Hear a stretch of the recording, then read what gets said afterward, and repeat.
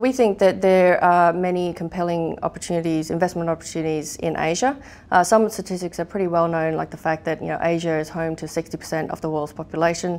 There's also the driving rising middle class population in Asia. Back in 2009, Asia had about a third of the world's middle class. Look forward to 2030, that number is going to be more like 2/3 of the world's middle class. So that's a pretty significant shift. And Asia's shares as a percentage of global GDP as well has changed significantly in the last 30 years.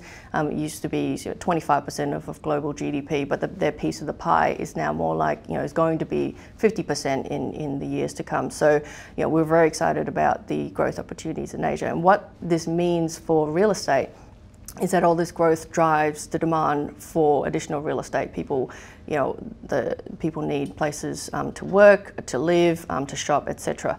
And the investable real estate in Asia is currently growing at a pace of being developed at a pace double that of what we see in America and Europe, because of these underlying demographic drivers. And what this means for the REIT market in Asia is a similar trajectory of growth.